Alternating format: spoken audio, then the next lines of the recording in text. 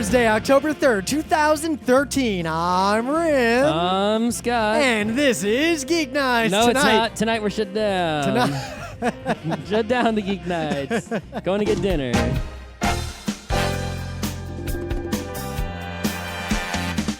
I'm just surprised that Scott actually wants to talk about something even remotely related to politics. I don't. I'm just indulging you, and then I expect next week, well, 2 weeks from now, to be indulged. No, What could you possibly want me to talk about? I don't know. I'm thinking about it. That I wouldn't want to talk about. If I had something, we would already be doing that as the episode. See, that's the trouble with this tit for tat. If you help me out first, I am under no obligation. Unless you shut Geeknights down. I can shut it down.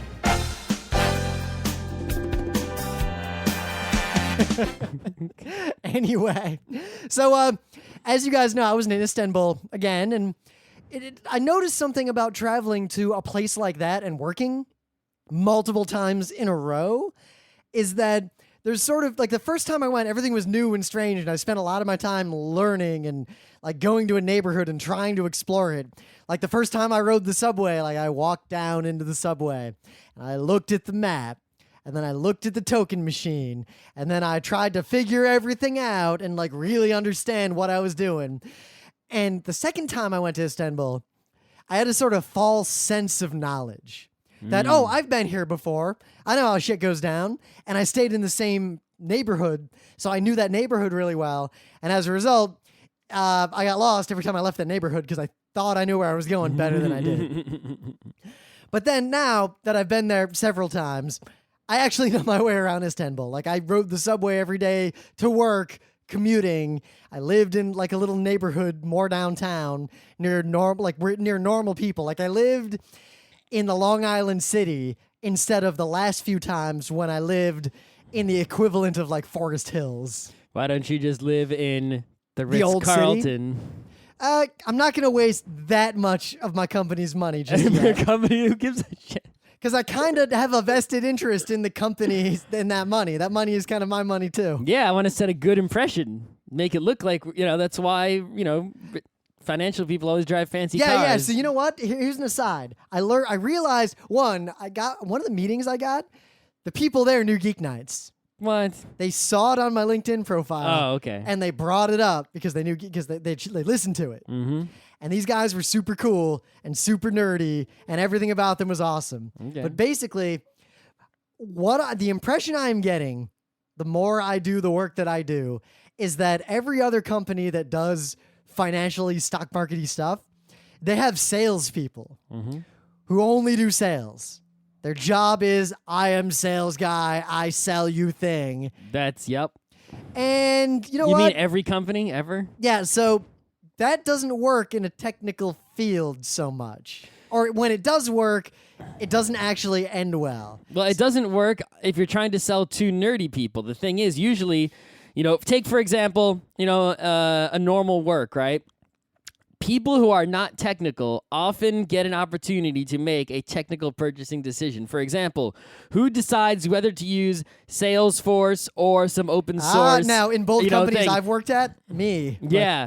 But at most companies, it would be the head of sales guy. So, right? It wouldn't be the CTO deciding which thing to use. It'd be the guy who's actually going to end up using that software. Who decides what to use for the HR management thing that everyone logs into to log their time off hours?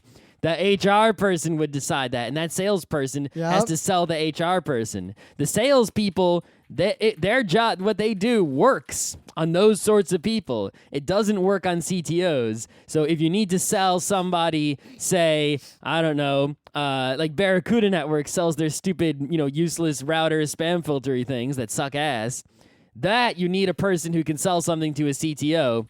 Unless you're trying to sell to a company that doesn't even have a CTO, which is a lot of companies. They don't have any tech people in-house whatsoever, and they just buy things that do stuff automatically and will outsource, and the vendor will set it up. Sort of like when you pay someone to set up the copy machine in the office. You don't have anyone in the office who can service it.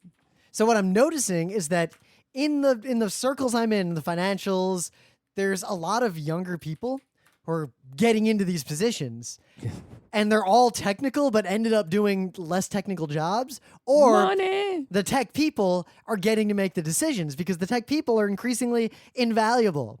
I've seen companies where the one guy who knows about like the kind of fixed stuff that I know leaves, and then the company's fucked because literally no one else knows how it works. So increasingly, I'm succeeding at sales because I show up with like a sales guy, like me and the chairman or something, show up to a company and we talk to them and we're both also technical. So when the guy asks the question like, yeah, so could we just like integrate that to our JMS, whatever? We're like, yeah. And we start talking about the APIs. No one else does that. Of course not. Yeah. So it's kind of cool that I get to do that and it's all working out. But anyway, I digress. Istanbul was awesome, but long flights. I flew Turkish Air, which has... Is that all luxury, first class? No, coach. So I'm going to tell you all a secret. If you eat food on an airplane and it's shitty, which is all the time... Hey, you know, that flight, food on the Qantas was better than I expected. It was okay, but it wasn't good. I looked forward to it because I was hungry. Oh my God, I was so hungry. When we got to fucking LA and we didn't have enough time to do anything before we got to the next flight, I was so hungry. But like I was waiting, like when I saw the food trucks coming out, I was like, oh God, I just walked over and like taken one. But Turkish Airlines in coach has better food than I buy for lunch on an average day in New York. There you go. Is it Turkish food? Sort of. Some of it. What did you eat? A bunch of different meals. What were they? So one of them was just this pasta thing that I got. Okay. One of them was... I'm hungry right now. This is not good. This isn't good to conversation you had. One of them was this sort of like artichoke thing as one dish. And that like artichoke marinated in olive oil. Oh my God, it was so good. And then this other piece was like a salad. It was a good salad with feta cheese and stuff on it. And the main dish was like this chicken thing and this beef thing. Who's like, the chef for Turkish Air? I don't know. You can look that shit up. But what I'm saying is that the coach food, the cheapest seat food on Turkish Airlines is better than the business class food on any U.S. domestic airline. And the comfort class and business class food on Turkish Air must have been like friggin'... we're talking salt and fat level of quality. Yeah. Like, good God.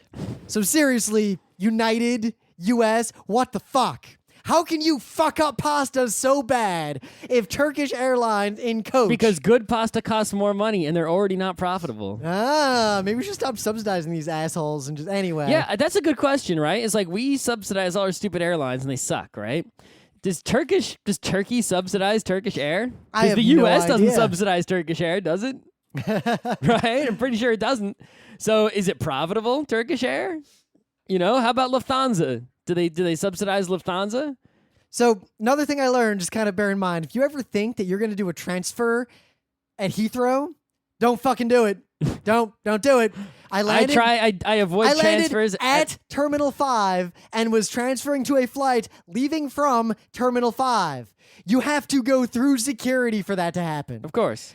There were two international flights. And UK is about as worse at security than the U.S. Much. The security was pretty bad in Heathrow. And then later, this really nice British lady came down and sat next to me, and she was like, "Can I interview you about your experiences in our airport?" And I was like, "Are you sure? Are you sure you want to sit down next to me? How long will this take?" And she was like, "I don't know, about a half hour." And I was like, "All right." And she seemed kind of taken aback that I said yes. And yeah, Where was she from? She worked there. She lives in Albion, I guess. Oh, but she worked for the airport? Yeah. Oh, she didn't work for like the Guardian or No, something? she worked for the airport. Yeah, and you were like, your airport is awful. No, I was like, everything about your airport is great, except your security is ridiculous theater. Also, I missed my flight and I was stuck here for 7 fucking hours. And all you gave me was a 20-pound voucher. But let me tell you, I drank a whole lot of beer. For 20 pounds? I drank 20 pounds worth of beer and then got on another flight. Wouldn't one beer in an airport be like 5 pounds at least? I don't know. Pounds are worth a lot, right? Yeah. They don't suck. Also, it's Britain. Beer is kind of cheap, and it was pretty good Even beer. in the airport, it's not overpriced? No, it really Why wasn't. didn't you take the 20 pounds to the duty-free? I really just didn't want to. I think duty free is a ridiculous scam / joke. Sure, but it's, you just got free money and pounds are worth a lot, so you could have gotten something good. Yeah, I spent that free money drinking beer and hanging out for an entire day. Could have gotten something better, like free electronics. And playing FTL on my laptop. Just FTL? And Civ 5. Because I happened to have a charger with me that worked because I was on my way to Turkey. All right. But I watched 3 movies on the way back. Daddy 3 movie. Because the screens on Turkish Air are HD. Beautiful. Okay. Like, it was great. It was amazing. Not like those JetBlue things. What kind of airplane was this? 787? I don't remember. 380? Every time I've flown has been a different type of plane. Okay. Anyway, the 3 movies I always watched know what kind of plane I'm on. that I would like to geek bite for you are No Country for Old Men, Seen it. The Last Castle, Never even heard of it. and Phone Booth. That sounds something like we would find in Video Barn. So, No Country for Old Men, a ridiculously good movie that I hadn't watched for no goddamn good reason, was a ridiculously good movie. Just I watch wouldn't it. say it's ridiculously good. I think it's one of those movies where I didn't win a bunch of Oscars and everyone thinks it's the greatest thing ever, right? Well, not the greatest. When I say ridiculously good, compared to the average movie. Yeah, it's a really good movie, but is it's one of those ones where people act like it's fucking the best movie when it's only really good movie. And I think the reason I see I this put it happening, on the level of Fight Club. yeah, it's about the same level as Yeah. that. Yeah, and I think this is happening Oh, look, more. if you like this movie, you might also like Fight Club, Sure. Chinatown, Yeah, about that. Memento, about the same. LA Confidential. Memento's another one I think is even more overrated. I think LA Confidential might be a little bit better just because it came out earlier. It's very hush hush. I should read that book. Yeah. Oh, 7, I guess. Yeah, about the same level as that. Right. But I think there's a lot of these movies are getting, when someone makes sort of a really good, decent movie on the level of those movies you just mentioned, nowadays, people act like it's the greatest thing I ever think that's because there's even we're gonna more say the shit same thing, now. aren't we? There's more shit now. So relatively No, speaking, I'm not going to say there's more shit. There's not more shit on There's an also absolute less scale. good. It's that the percentage of movies are more shit. Because just go to Google, do this, and type in a year. And type in like 1994 movies, 1995 movies, and Google in the search results will just show you posters across the top and keep increasing the year.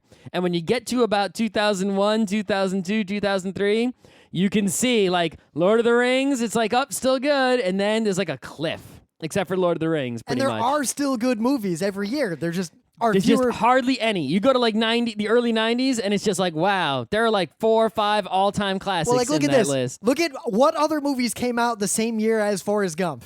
All right, so hold on. 1994 movies: Forrest Gump, Pulp Fiction, Lion King, Shawshank Redemption. All right, The already. Professional. Already. So 1, 2, 3, 4, 5. True Lies. I don't know if you're gonna count that. True. Have you seen True Lies again recently? I'm just saying. Because it is. Are you- It is a great movie. It Okay. really is a great movie. All right, let me continue. Right, so Dumb and Dumber, Speed, The Mask. Okay, those aren't the greats, but those are still movies that have lasting power. Right. I wonder if The Mask holds up. I'm gonna The guess. Crow is significant at least. Natural Born Killers, Wait. important. Do you think The Crow is significant just because he died, or do you have another reason why you think it's significant? No, it's significant. Not just because he died, but because people make a thing about him dying. Okay. So it's like a historical item. I wouldn't count that. Just the though, fact that its existence, right? because it's not like stuff like No. that happens. The that first often. Ace Ventura, Stargate, Clerks. Okay, so those are all the same year. Look how much there was in that year. All right, go check out All right, the year 10 year- 2007 because that's when No 2000 Country for Old Men came All right, out. so 2007 movies. Transformers, nope. Juno, nope. Spider-Man 3, nope. No Country for Old Men, Ratatouille. All right, 2 greats. 2. I Am Legend, Superbad, There Will Be Blood, Knocked Up, Born Ultimatum, Sins, Hot Fuzz. Yeah. Okay, not bad. 300, You know, one of the Harry Potters. Superbad was kind of shit. I'm sorry, guys. I'm was saying not it was funny. shit. Yeah, I don't like, it's like everything here is just like, yeah, so we've got what, 3? 2 or 3, right? We went from how many? Like 7 to 2 or 3. And if you look, it's like, all right, we'll go to 2006. Here we go. The Departed. There we go. All right. Prestige, slightly overrated, but still good. Yeah. Casino Royale. I will never blame a movie for being overrated. I will not rate a movie based on how other people are overrating it. No, I'm just saying it's not as good as like a lot of people out there think. If I say Prestige, some people out there might be thinking great movie. Oh If- my God, so you know good. what? I'm like, oh, good. If you haven't seen a lot of movies, it is. Sure. And X-Men Last Stand, Superman Return. Right. So again, two movies in this year. Pan's Labyrinth. Okay, 3. Okay, Pan's Labyrinth was 3. super good. Pretty good. Kind of brutal. So, No Country for Old Men is a good movie for the acting and for the deconstruction, and it's a Coen Brothers movie, which I kind of like all of them. Yeah. So, and they're all kind of the same, not that they're the same plot, but that they have the same kind of attention to atmosphere that I like in movies. But of all the people who played characters in this movie, the reason I like this movie a lot is I'm not going to spoil anything. The bad guy is one of my favorite, quote, bad guys in movies in a long time. Real good bad guy. Because he's a fucking psychopath and he's crazy, but he's not crazy in the way that people who are crazy in movies usually are. Yeah, he's not like Joker crazy. Yep.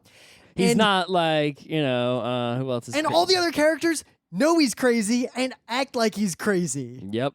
And the way that he's crazy is just really fun.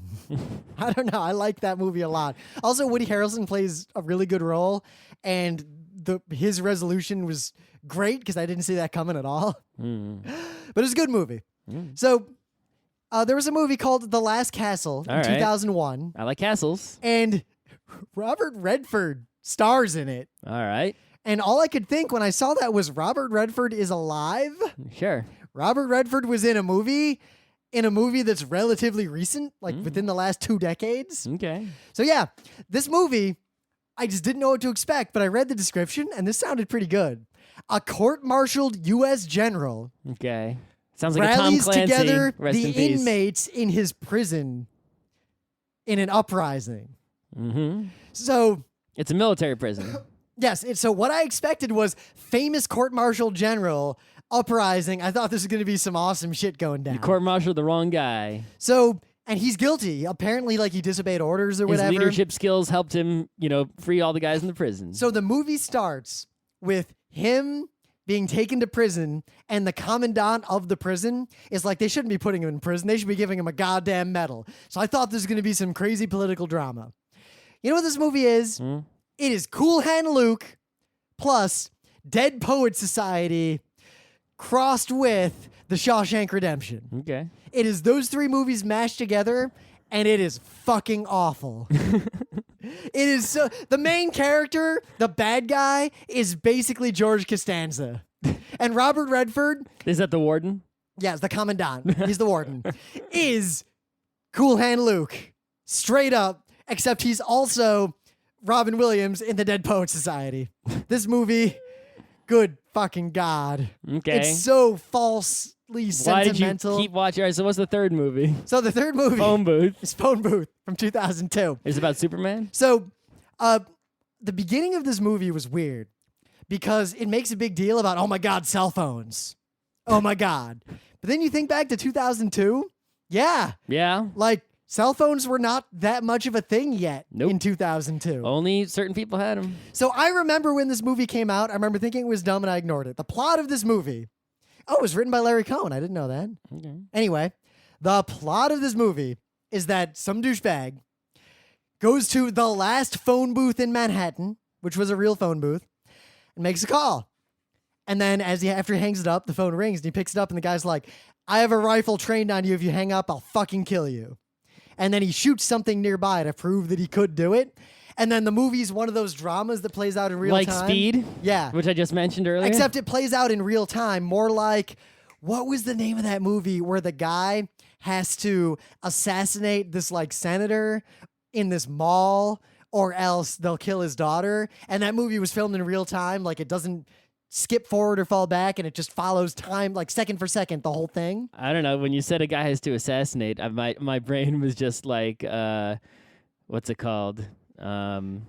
So I didn't remember the name of a movie, and you don't even remember the name of the movie that you're referencing from the name of the movie that I don't remember the name of the movie. The one where they like mess with the guy's memory and they brainwash him, and it's got the crazy Chinese conspiracy. Oh, the Manchurian Candidate? That's when you said they forced the guy to assassinate someone. That's what I thought of. Or And the remake. that has nothing. Or the remake called The Manchurian Candidate. If someone says Manchurian Candidate, I've seen both of them, but my brain just always thinks of the old one Nah.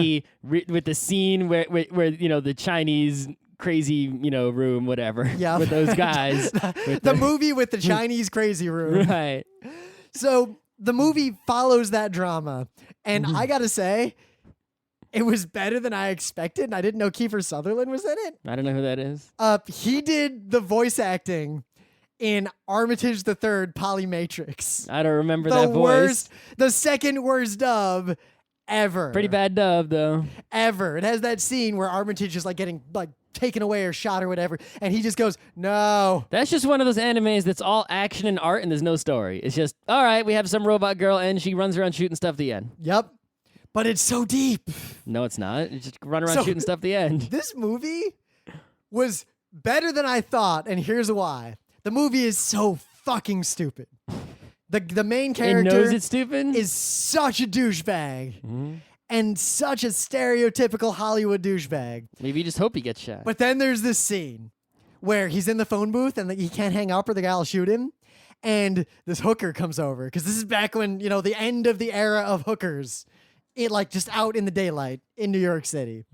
And she bangs on the phone booth like, I want to make a call. And she sounds like Ruby Rod. And Ruby he's Rod. like, no, I can't. To hang up the phone, and he closes the door on her and he bumps into her hand, and she's like, "Oh, you hurt my dick hand. You didn't. Oh no, you didn't. You just hurt my dick hand." And this dick hand thing just keeps coming back.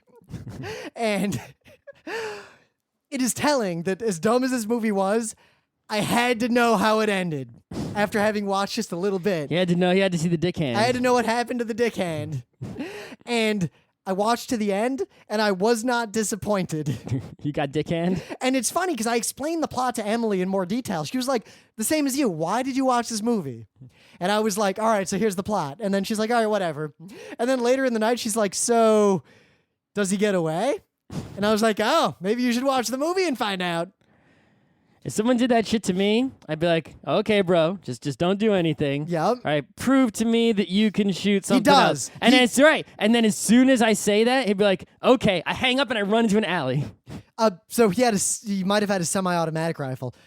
Oh, no, Can later, you hear it. You hear it later. It is definitely a bolt-action rifle. But can he re-aim it at me so quickly? Probably. Right? Even like he's aiming at some light So bulb Scott, or so here's something. part of why the movie was actually kind of fun. So he's in the phone booth and he's scared because the guy already proved he's super accurate.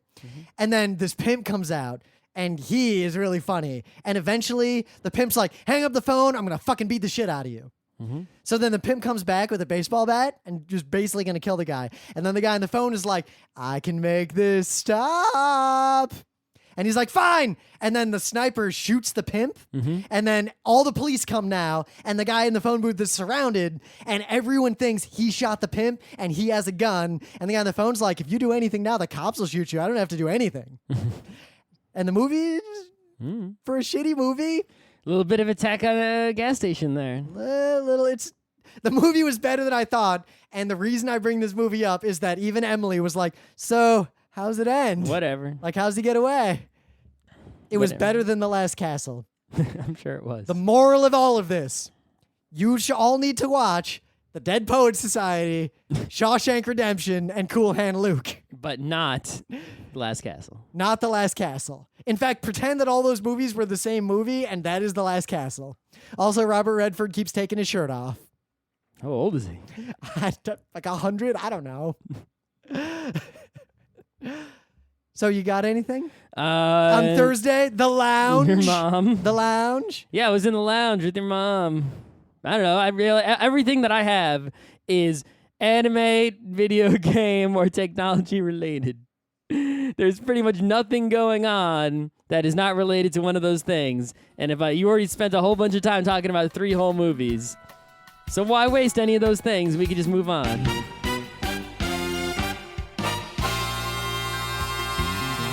So moving on to things of the day. Wanted to see if I could clip the new mixer, and I did not. Okay, so check this out. This is a video from 2011 showing some research done at Stanford. So it's 2 years old, a little late to the party.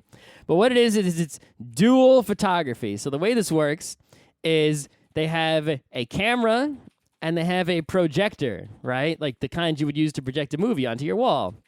And they aim the camera and the projector at the same scene from 2 different angles, right? Oh. Then they basically take a picture with the camera of the scene, right?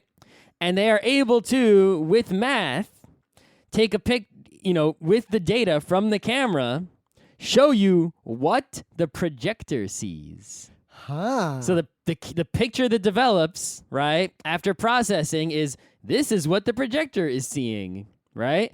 And it can go so far in the demonstration as to they have a playing card, and you look at the photograph that the camera took, Yeah. and the photograph is the back of the playing card. But the projector, of course, is at a different angle, and it can see the face of the card. And, of course, with the data that comes out of the camera, plus their processing, you can see the face of the card super clearly, based on the light that reflected off the card and bounced off and back into the camera. I've talked about stuff like that for a long time. Having a functional example is amazing. And they had this 2 years ago. Yeah. So imagine if... That's in Google Glass? Well, it doesn't have to be Google Glass. Just like any camera. You take a picture of something with your camera, and then you just go into Lightroom or Photoshop, and you're like, okay, here's the scene.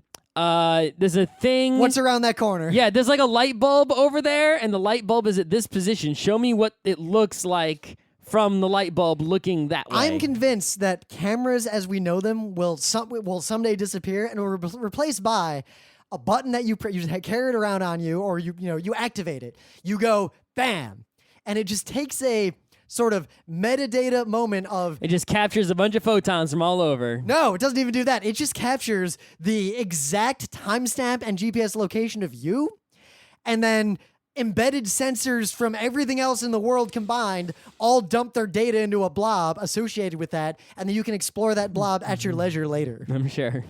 That's all gonna come. That's culture shit that's coming But I down can't the wait road. for this shit to... If someone could use this in sports, right? You could have a lot less cameras at the sporting event, but still get the angle to see what happened. Wait, yeah. Take that, soccer. Yeah. Soccer will never use this. Soccer isn't even using regular I know. cameras. Speed walking. But football might use this.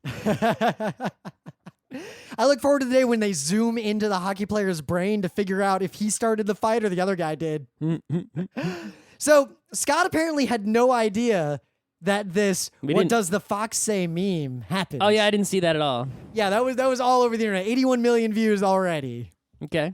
So yeah, what does the fox say? If you didn't see this, culturally in the U.S. at least, and a lot of other countries, what's the dog say? Woof. What's the cat say? Meow. Well, in different countries, it says different things. Yeah, but everyone has a thing for that. But culturally, if you ask the average American, what's the fox say? They blank. It's like a dog, but it sort of yaps, but it's sort of... Yeah, smart people know foxes make noises, but if you ask an average person or if you go to a Speak and Say, there's no goddamn fox on that thing. Dude, let's make a Speak and Say that only has animals that are normally not on a Speak and Say. That would be a pretty good Speak and Say. That would just be like, we'll make it like an Arduino, and we'll just sort of, we'll print out a sticker for it. We'll just take a Speak and Say and mod it.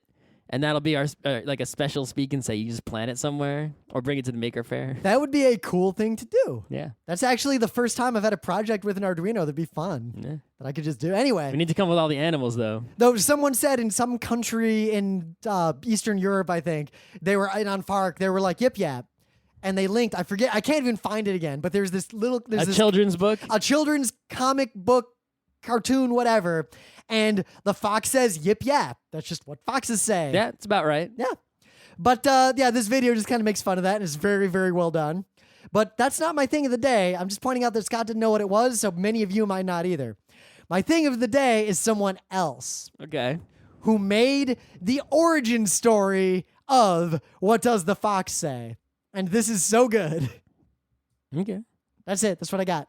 All right. Meta moment? Meta moment indeed. Wow, there's a lot of meta going on. Let's check the calendar. My calendar is pretty empty except for Thanksgivica. Thanksgivica in November is coming. It's going to be probably the only time for the next many millennia that Thanksgiving and Hanukkah overlap. Want to do something special? You got to have freaking... There's so much combo that can happen. Potato latkes with cranberry applesauce is only the beginning you and I and a lot of the miracle of Thanksgiving. We always go home to our families for Thanksgiving. You want to throw a big feast of Thanksgiving in the city? I'm just saying, we need a Thanksgiving something. Anyway, Also, this Saturday, this Saturday is a Netrunner tournament in Albany at the zombie store that I don't go to. But there's going to be one in Sunday, 12:30 at the 20-sided store in Brooklyn, which I will go to. But the Albany one is the special magical Fantasy Flight official one. The Fantasy Flight official ones in New York are on the 19th and the 20th, which is going to be the 19th is at the Strat and the 20th is in Brooklyn somewhere. But that is also the weekend of Burning Con 2013, the Pentaclagon, which I think you can still register for. I guess the schedule is being made. Like the deadline for submitting my shit was long past. Yeah, next weekend is New York Comic Con that we're not going to. This weekend is Big Bad Con in California somewhere, which is an indie RPG con. I got to finish my new scenario. But the only con that really matters is next year, the beginning of next year, which is MagFest. It's coming. That's the only thing to be excited for right now. Everything else is sort of like hibernate for the winter and play games, guys. We are resuming production of Geeknights Presents Utena. Have Loudly. no fear. We have a new mixer. We videos on the internet. We're streaming stuff. There's a Tumblr that every day is tumbling an old episode of Geeknights, an artisanal tumble. The book club book is Stasiland, a book about what will happen in the U.S. if we let the NSA get away with all this shit. right now they're shut down. That's okay. Yeah. Nope, the NSA is not shut down. Oh. In fact, you want to know some bullshit? You know what one thing that is shut down? The part of the IRS that helps you defend yourself if you mess up on taxes. Okay. You know what's not shut down? The part of the IRS that collects taxes. That takes your shit away if you mess up. So basically, the due process part is shut down, but the take your shit part is still running. How is that not an essential service? Realize the head of the IRS decided that, right? That's what they've been telling us, is that the people who decide what's essential and what's not essential are like the heads of the departments, like the upper managements. Yep. So that means the head of the IRS, right, just decided that. They have complete power to just make that decision. And they decided that, which means whoever's the head of the IRS right now, let's look them up. Oop, that's not head of IRC. You looking it up? Head. Who is the head of the IRC? Op. Commissioner of Internal Revenue is that's from 1862. Currently, Daniel Werfel. He is the acting head of Internal Revenue. Daniel Werfel, you're a jerk. You're a bad person, legitimately. You're just a bad guy, but you're appointed, so we can't vote you out. You're just an appointed person. So yeah, the government shut down. You did. I'm kind of amazed that it actually Start happened. menu, but when you go to the start menu, you actually are stopping. Did you see that tweet? Someone was like, "It appears, I've seen it it. appears your government has shut down improperly." You realize there are like 4 tweets that keep going around, and everyone just keeps retweeting them. I saw them like 3 days in a row, the same tweets over and over again. Because Nerd is going to make the same jokes about this stuff. The thing is, many of the people who are tweeting, I wish and there was a talking way about to like tell Twitter like hide duplicate retweets. Like if I've seen that tweet from someone else and someone tweets it again, I don't see it again. It depends sometimes. Because years ago, I tweeted something. And it just like really went viral. And I remember that it kept getting retweeted, but then it kept getting retweeted back at me via old clients with the RT and things in front of it. So I kept getting my own tweet retweeted back at me by people that I follow like months after the fact. Yeah, I don't like that. But I think a lot of the people who listen to Geek Nights were not really old enough to remember the last time that this happened, like back when we were in high school. Because that happened when we were in high school. It was shut down for like a month, It right did. around the same time of year. Also, Thanksgiving, many Christmas. states have had shutdowns. I grew up in the state of Michigan, where government shutdowns were plentiful. There have also been a lot of town shutdowns I've known about because the town, it was usually involving the school budget. There would be like an argument where between people who, usually old people who wanted to not have a school tax, and then the people who had families or were in school and were like, we need a school tax, so we want to make the school budget more, and they couldn't decide, and the town would shut down. So to talk about this a little bit, in case you guys really don't understand what happened, because back when Obama I know got there's a lot of reelected. countries and other places where this cannot happen. Oh my period. God! Like Australia, if this happens, everyone just gets fucked, and there's new elections. Like you don't. Right, there are other places where it can't happen. So for people to understand why it happens here, we need explaining. Well, I was just in Istanbul, right? And the people I talked to, because I have a lot of friends there, and they were like, "So, what's this about your government shutting down? Like, how the fuck can that happen?" And the funny part is that when I explained it, a lot of people outside of the U.S. don't know how the U.S. works. No, they think that the Republican Party is like some wacko right-wing fringe and isn't a is. mainstream party. It is a wacky But it's mainstream. also it's a a mainstream mainstream- wacko fringe. It's a mainstream party. They don't realize that. They're like, what do you mean they're half the country? Because their country didn't have a South, Yeah. right? Well, like Germany had a South. It's well, you called saw East Greece Germany. just arrested the leaders of their far-right And party. they were only able to do that because the guys freaking murdered somebody. Yeah. Right? Because, I mean, I guess they have mostly freedom of speech in Greece, right? Yeah, kind of. I mean, they couldn't just arrest them for being Nazis that they are, Nope. you know? And I'm fine with And us like, not being allowed to arrest and the thing Nazis. is, while I am 100% anti-Golden Dawn nut jobs, if they arrested them simply for being Nazis, I would be not okay with that. But those guys Exactly. have done plenty of other things besides simply say anti-Semitic things and express their evil speech. So it's perfectly okay to arrest them, which they finally did. It took too long. They realized they had those Golden Dawn crazies. Like in the U.S., there are plenty of places where you can vote for like the Nazis, right? Yep. In Greece, those Golden Dawn guys have like 18 seats. Yeah. That's how racist Greece is. Far-right How country. fascist. Dude, in Sweden, the Nazi extremists are a significant political force. Yeah, the free speech is the best thing ever, but I digress. So I'm going to explain what's happening to you by quoting Abraham Lincoln. Ram, you got to stop doing the tweets where you have more than one. If you can't fit it in one tweet, you shouldn't be tweeting it. People like do you know how many people Except for- retweeted that except- stream of tweets? Except for every single person that says Ram, and you realize I have more followers than you. I'm great. I'm gaining on you. I just want to point out this thing, right? I don't care how Yeah. many followers I have, right? It's Yeah. just right. It's just relevant to the other point I'm making, right? The number doesn't, I'm not having ego or whatever, right? Yeah. So I have like 100 more than you. You have almost twice the number of tweets that I have, and you've been tweeting for less time. Yeah, I tweet a lot because I poop a You lot. Tweet too much. I tweet. Too much tweeting. The thing is, most of those tweets are just me having conversations with people. I'm just saying, too many tweets. Not enough. Twitter tweets. is all about less. The reason it's small is so that you shut the fuck up. No. But all right, how many tweets does Daryl Surratt have? I'm probably more than either of us. All right, Daryl. Let's see. Daryl Surratt. You follow each other. 40,000 tweets, 3,000 followers. You have like 12,000, and I have like less than 10,000. I have like 6, I've 7. noticed something because I was keeping track of it with a graph. The more I tweet, the more followers I get. Straight up. So you just have an auto tweet constantly. Yeah.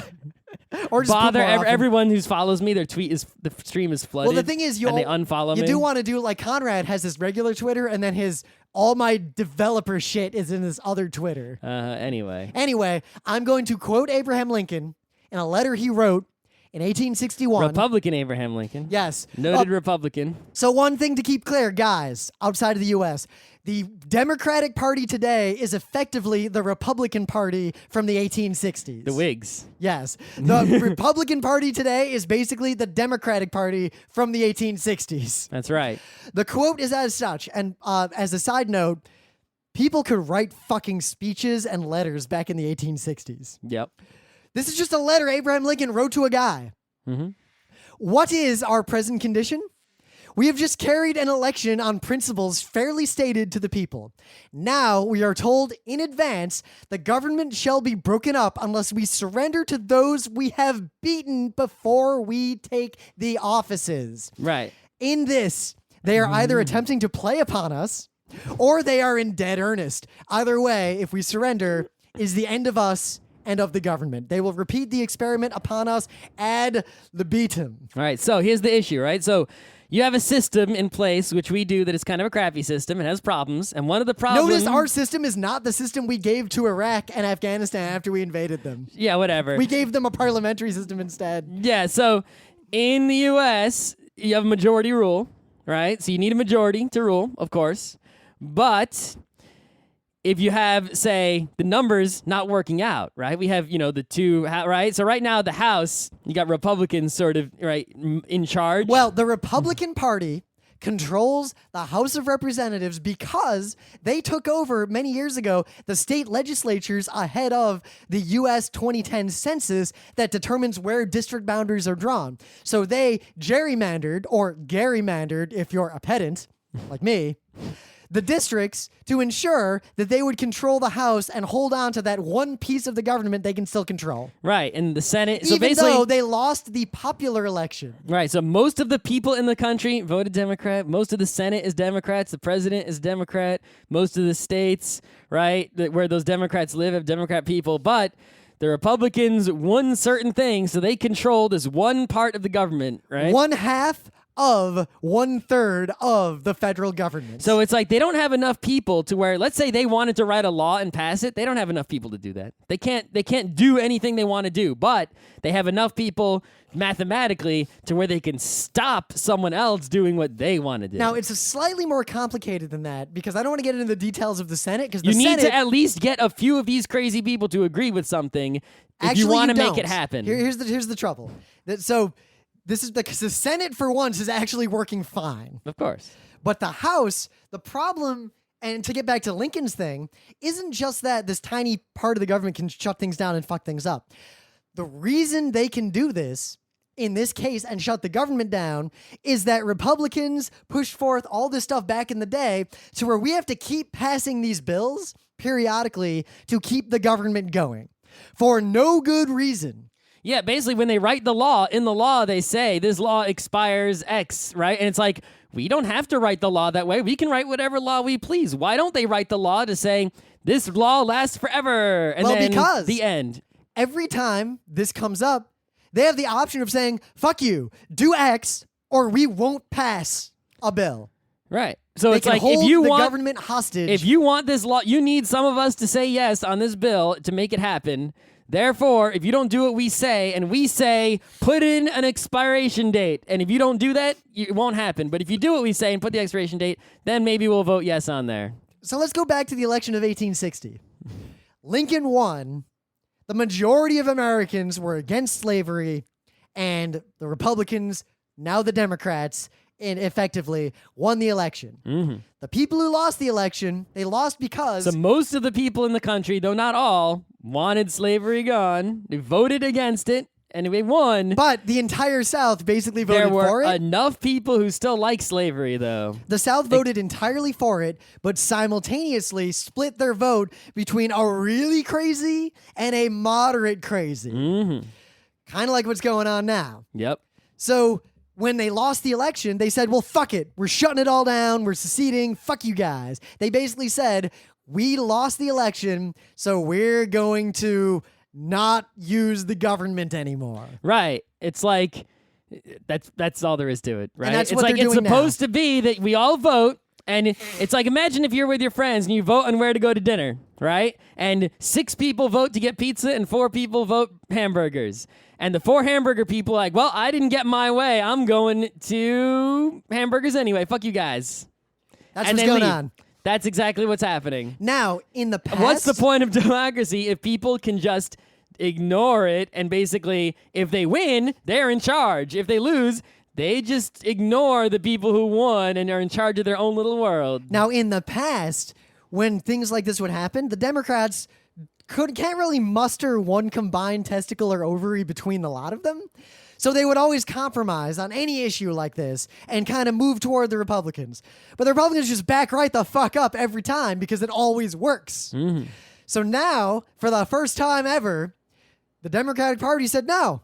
If, like Lincoln said here, what's Lincoln saying if you can't interpret that paragraph I read? If you can't He's understand saying- 1800s. He's saying, if you let them hold the government hostage to overturn the electorate, then they will do that every time they don't get their way forever. Right, you're basically saying as long as any number of crazies, if they have a significant, it doesn't have to be a majority, right? Suddenly a minority can rule, basically, as long as they have enough. It doesn't have to be the majority. So even though most of the people in the country want one thing, what's going to happen is something that a minority of the crazies want, simply because they're using a crazy strategy of, we'll just burn the house down if you don't do what we say. Like a little child who's like, oh, if you won't buy me that toy, then I'm going to cry and make a mess in the house and break everything. So you had to buy me that toy, even though there are 4 people in this family besides you. The little kid just gets his way by screaming and crying.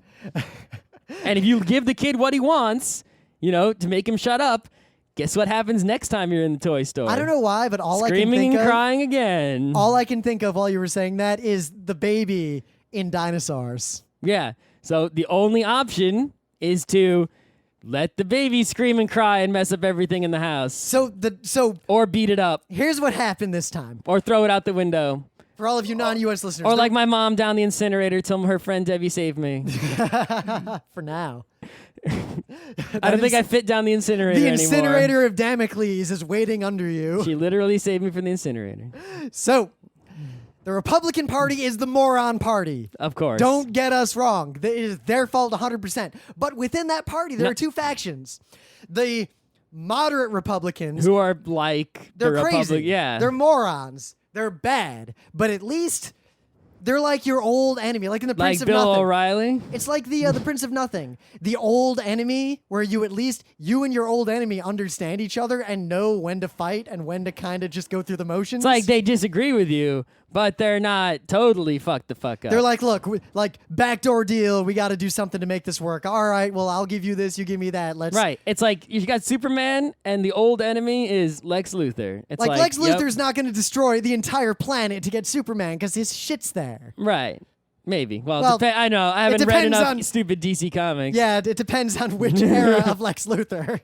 Right. But, the crazy enemy is like Doomsday, right? He shows up, he kills Superman because he's just so crazy powerful. So the Tea Party side of the Republicans will say they're going to burn it all down if they don't get what they want, but unlike the moderate Republicans, they'll actually do it. Yep. And my guess is that eventually John Boehner and the moderate Republicans were like, you know what? Fine. Fuck it. Go for it. This is what you want? This is what you want? Let's do it. And the Democrats were like, yeah, fuck you. Have fun. We'll wait. Clock is ticking. Yeah. And here we are. Government shut down. So, what government shutdown, the problem with the government shutdown, of course, is in and of itself doesn't cause enough pain to anybody to, in particular, or enough people, or enough pain to actually bring about change, right? It's like there's very few people who are, up in arms enough, deprived of enough bread and circuses, such that there's going to be any sort of uprising or push to actually fix anything. And basically, so these people in Washington don't have to do anything. And also these crazies, right? The only people the crazies have to answer to are the people who voted for them. And in the place they live, in their gerrymandered district, right, it's all crazies. So even though the whole rest of the country is like, you guys are crazy, what the fuck is wrong with you? Those people don't vote for that crazy. That crazy only represents this, place in the desert or in the South where a bunch of hicks live. So who are all crazy. And those hicks are very happy with this, and the government shutdown doesn't hurt those hicks one bit. So thus explaining why these so-called moderate Republicans are letting the crazy people get what they want because of challenges from the right. If you're a Republican, even if you're really conservative, and you vote with the Democrats to just get the government working again, they'll brand you as a traitor, a rhino, a Republican in name only. Right, because remember, the people who are voting for these crazies are dumb people. So you have to appeal to dumbness, which is really easy. That's how they got in power in the first place. Yeah, it's easy to brainwash and propaganda dumb people. You think Americans don't vote in elections? Americans fucking don't vote in primaries. The only people who vote in primaries are super politically motivated people and horrible old conservative busybodies. Right, so basically, you that's what you did. That was your strategy to get elected, was to brainwash and appeal to crazies and stupids to get them to vote for you, right? So now you are basically beholden to stupids and crazies. So And if if a you do moderate- intelligent things, somebody else who's crazier than you can now basically tell the crazies, oh, this guy who said he was on your side, compromised a little bit.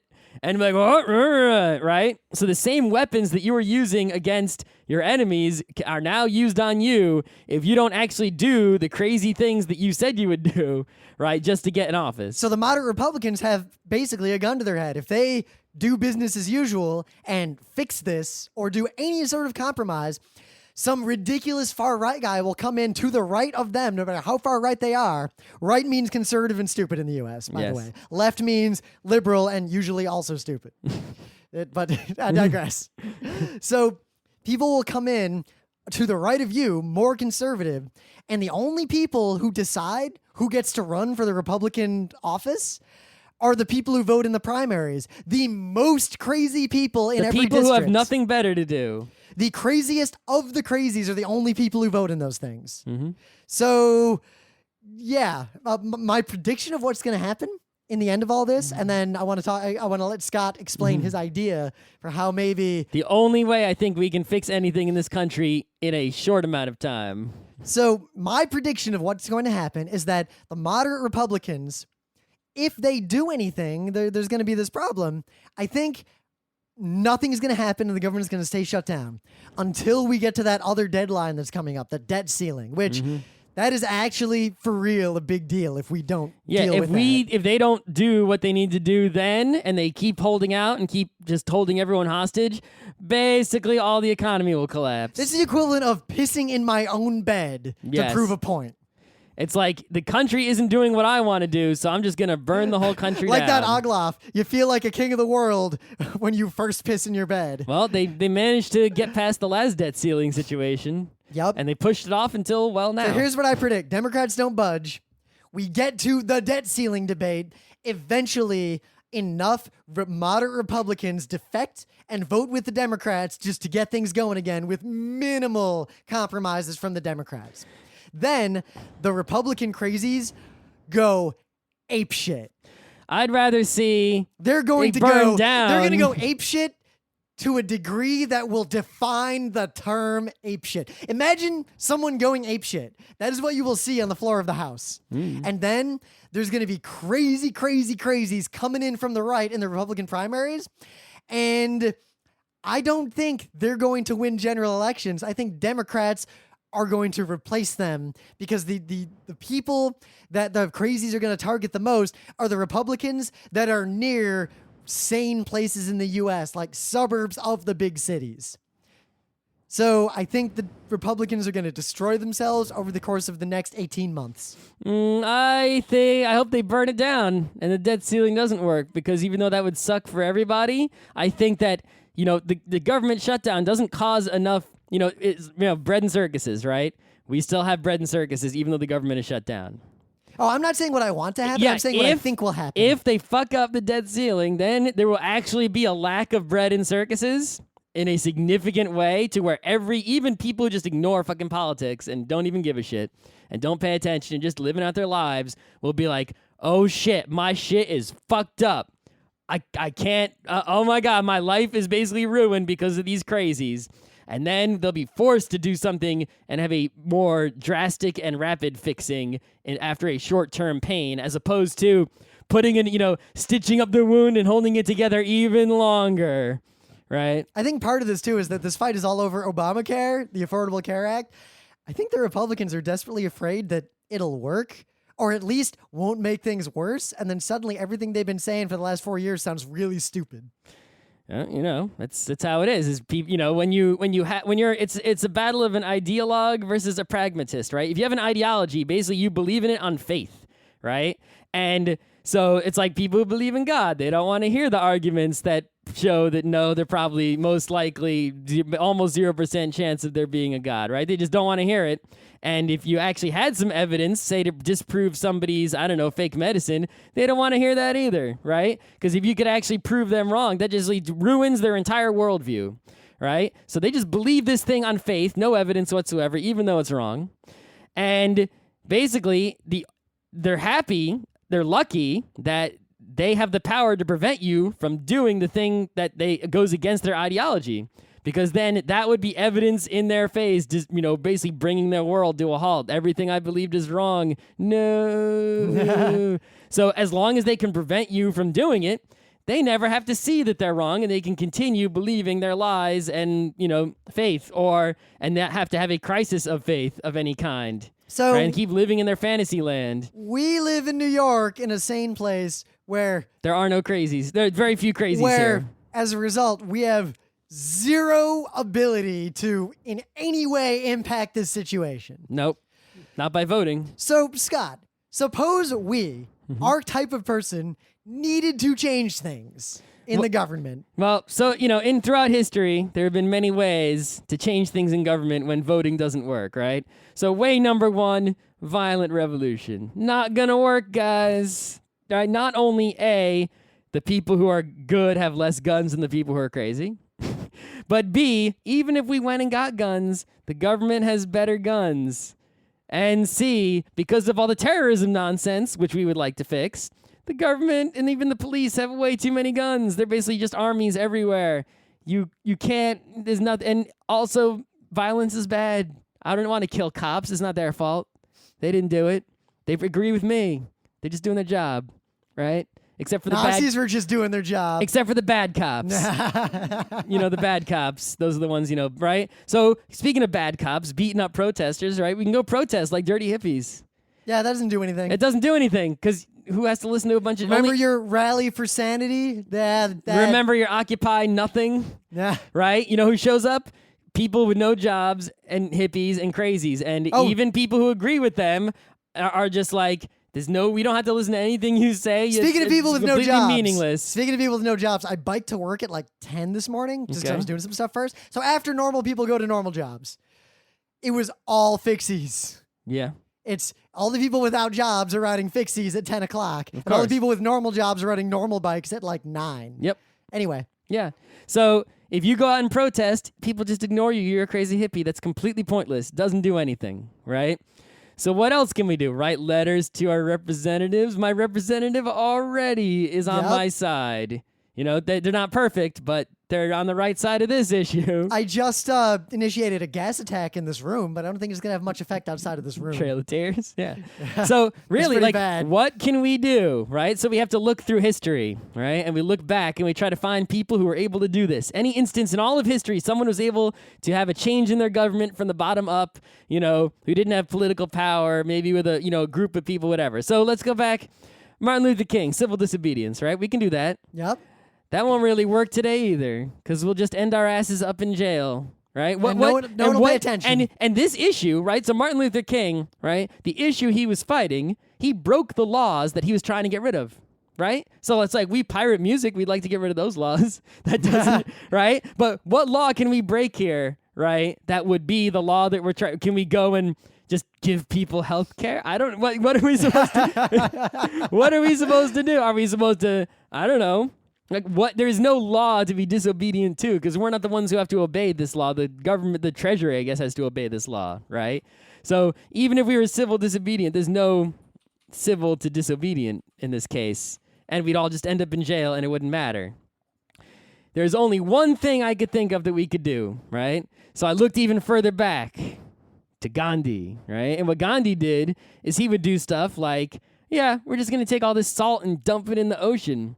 And it's like, well, dumping salt in the ocean, it's like they dump tea in the ocean, in the U.S., right? What does that matter? It's like that mattered because salt was fucking expensive and he's protesting salt taxes, right? That was what it was? I'm pretty sure he was protesting salt taxes, right? It was relevant and it actually caused damage, right? He caused damage in a non-violent way such that people were harmed, right? Is not harmed physically, violently, but he was able to damage people, right? Such that they had to do something about it, right? It's like they couldn't just let him do this. He would also do like hunger strikes, and it's like, well, if he died, it's now your fault. So now it, right? And it's sort of like, well, shit, they can't have that. And the British were forced to, basically let India be its own country eventually, right? So what can we do like that we could maybe possibly, no one's going to do it, doesn't matter, is we could just not work. A general strike. Nobody, period, Even essential. Well, I don't know if essential people really have to. Like, does nobody goes to work? But what does nobody mean? Like, would it work if the firemen still went to work? Or maybe even the firemen don't go to work. Even the doctors don't go to work. I would suspect. Even the military doesn't go to work. Our demographic, if all of us stopped going to work, a lot of things stop working really quick. Exactly. And it's like, you look and it's like, not going to work, all the rich people suddenly have no money. Right? It's like, oh, you want to take money away from a rich guy and you can't pass a law to tax him? Just no one shows up to work. Suddenly his company is losing billions of dollars a day. It's like, what now, rich guy? So what? you're advocating a sort of Atlas Shrugged general strike. Right. It's like basically if Atlas Shrugged was like, yeah, the smart people don't go to work in this fantasy libertarian land. I'm saying nobody go to work. Janitor doesn't go to work, right?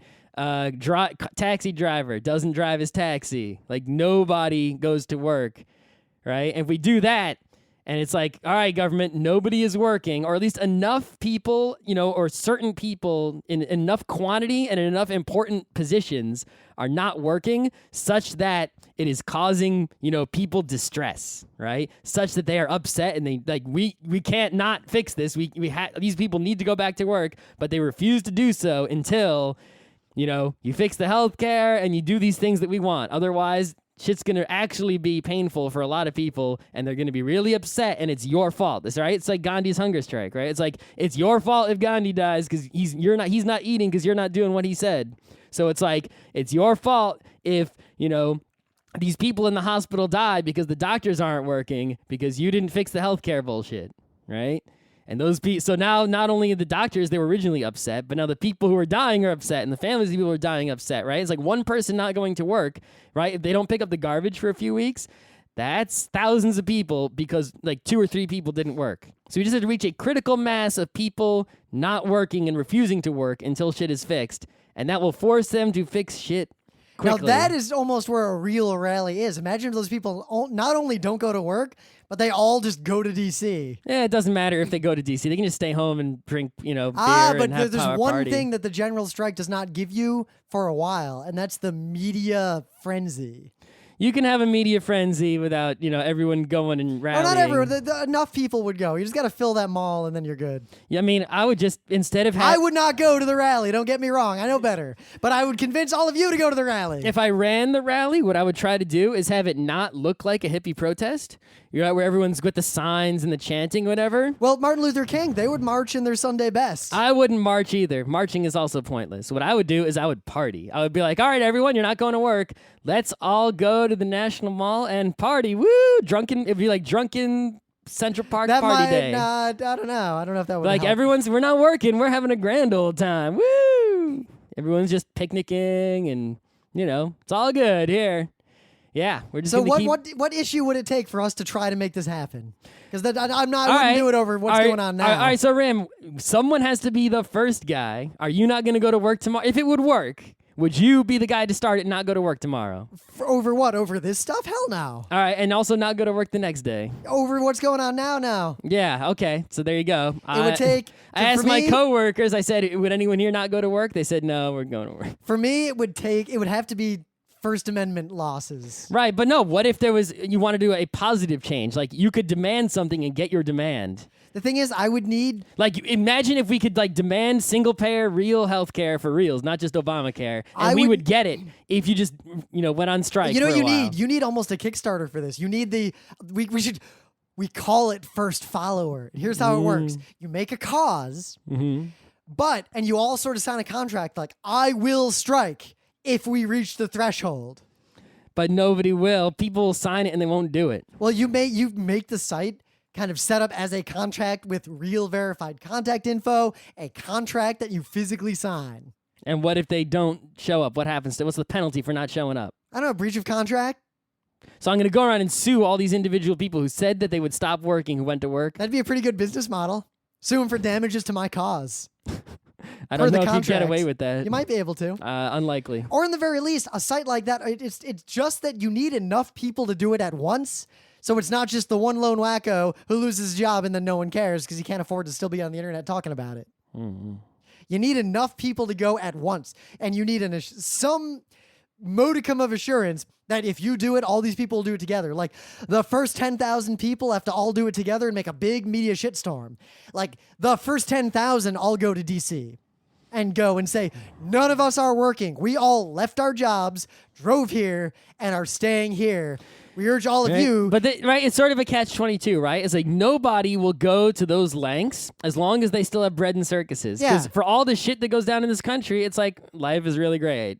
Pretty, everyday life. Yeah, of course, right? But everyday life for most of the people, right, is pretty terrific. Also, the people where life isn't so great. It's like what is the difference in my life between the day the government? Risk, if your life's not so great, what you risk by doing something like this is losing the last that you have and having nothing. Yep, exactly. And it's hard to ask someone to risk. It's like, and unless there is already that harm to you, right? You're not going to get up and do something that's going to cause harm to you on purpose. So, but at the same time, it feeds into itself, right? The strike itself is the thing that would cause harm to people such that they would get upset and strike. It's like, the spark itself is the thing that can be caused by and result in the thing that needs to be done to bring about the change. So you have a chicken and egg. Scott, there's no way to make a chicken or an egg. I'm hereby striking on Geeknights until I get some food. Sounds good. This has been Geeknights with Rim and Scott. Special thanks to DJ Pretzel for the opening music, Kat Lee for web design, and Brando K for the logos. Be sure to visit our website at frontrowcrew.com for show notes, discussion, news, and more. Remember, Geeknights is not one, but 4 different shows. Sci-Tech Mondays, Gaming Tuesdays, Anime Comic Wednesdays, and Indiscriminate Thursdays. Geeknights is distributed under a Creative Commons Attribution 3.0 license. Geeknights is recorded live with no studio and no audience. But unlike those other late shows, it's actually recorded at night.